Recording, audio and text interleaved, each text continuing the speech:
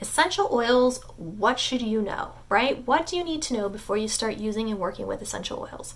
So these are pretty popular these days, and there's a lot of things I think that aren't explained or told to you when you're purchasing them. Sometimes that's because people assume you already know how to use them. Sometimes the shop or place of business where you are purchasing your essential oils may not be well versed in use and care and precautions and things like that, because it might just be a very small part of their store. So I think it's very important to understand and know what you are doing when it comes to essential oils. So this is just a standard 5 ml essential oil bottle here. This is what they look like if you don't know. Some basic things that you'll want to know about the bottle itself.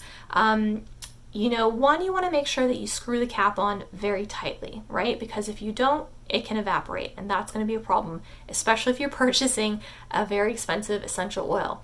If you get a true rose essential oil, it's going to be about $90, right, for a little bottle, and you definitely don't want to lose any of that in an evaporation process.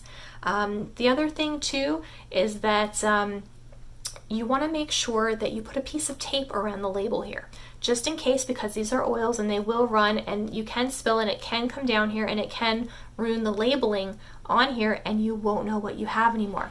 Now, I know a bunch of you are sitting there right now thinking, oh, that's silly, Nikki. I would never do that. I would never be that messy.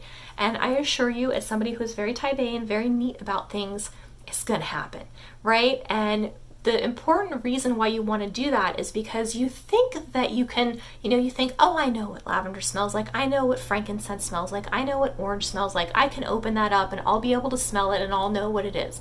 And I promise you that you won't. I've opened so many essential oil bottles sometimes and just wafted. I'm like, that smells familiar. I know what that is. What is that? And sometimes it's just really difficult to tell. So you want to make sure you know what's in every single bottle that you have, because if you need it, you don't want to accidentally use the wrong thing. So that's why I would recommend the piece of tape around the outside of the label. It's a really good, quick, easy trick that you can use. Some other precautions with the essential oil are make sure that you wash your hands very carefully when you are done, because you don't want to accidentally touch another surface, another person, or somewhere on you that's a more sensitive area and have a bad reaction. Some oils are a little more intense than others. You don't want to get a peppermint or a eucalyptus in the wrong place.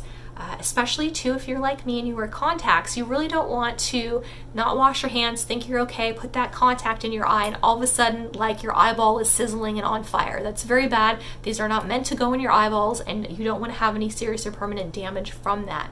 Now, if you do get it in your eye, one of the things that I will say is do not wash it out with water. Why? Because oil and water don't mix, right? If you put oil in a glass of water, you'll see that it separates, right? It doesn't go together. So what you want to do is you need to grab that oil with something else, because if you flush it with water, it's just not going to come out of your eyeball. So what I would recommend is taking some sort of cloth that's not going to grate the bejesus out of your eyeball, and you need to kind of go in there and just kind of get the cloth to grab onto the oil and move it out of your space that way. Hopefully this doesn't happen to you. Hopefully you're careful, but just in case, in the event that something does happen like that, you want to remember.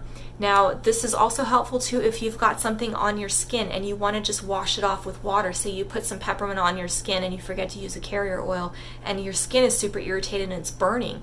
You can't just rinse it off with water, right? You need to put some soap on there, and the soap's going to grab that oil, right? Like it grabs the oils in your hair when you shampoo. It's going to grab the oil on your skin and it's going to rinse it off, right? So it's very important to remember what you're actually working with, especially if you need to remove it and remove it in a hurry. So those are a couple of important things if you need to kind of get it off of you. The other thing too that I would say is it's really important to do your research when you are working with essential oils. You want to make sure it's not going to interact with any medications that you're taking. You want to make sure it's not going to interact with your body's natural flow, right? I tend to run very dry, so if I'm using an essential oil that runs very dry, I'm going to be super dehydrated and deflated because I'm using something that's going against my body's natural, like, kind of vibe and energy and rhythm. The other thing too is people use essential oils for things like cooking. A lot of people put them in their water bottles and things like that. And you want to make sure that the essential oil you're using is meant for that purpose, because not all of them are. Make sure your essential oil is food safe, food grade. If you don't know, call the company. There should be a name and a number and a web address on your essential oil bottle. And if there's not, you might not want to use it. Call the company up. They should have somebody there. They can tell you how they make this oil, what it's good for, how you can apply it, any precautions that you need to take. So make sure you do all of your research before you just start trying things.